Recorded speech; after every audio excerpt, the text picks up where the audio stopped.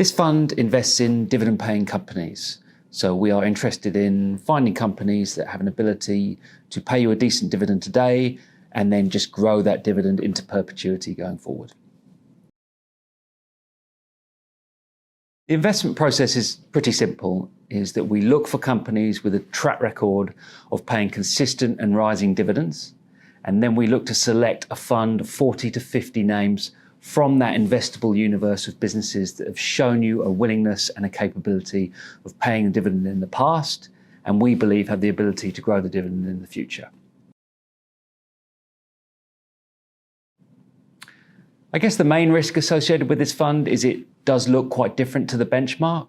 So if you look at the top 10 holdings, they're not going to be the top 10 biggest companies in the world. So we are a genuinely active fund, and so therefore the performance of the fund will be different to that of the index, and that's something we're very comfortable with, because we're trying to find the most compelling dividend growth ideas out there at appealing valuations today.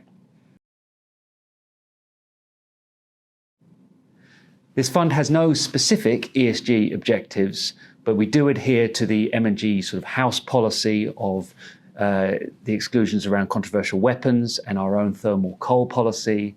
But we are heavily engaged with all the executive management and boards of our companies to try and achieve the best holistic outcomes we can, because we believe our shareholders and investors will benefit from that.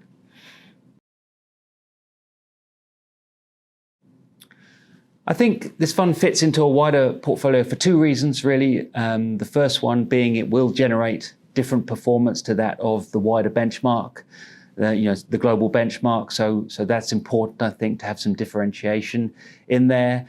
And the aim of the fund is to deliver a consistently rising income stream. So anyone wants a portion of their fund to essentially receive a rising income stream for life, then I think there's always going to be a portion of a wider portfolio that should get access to that.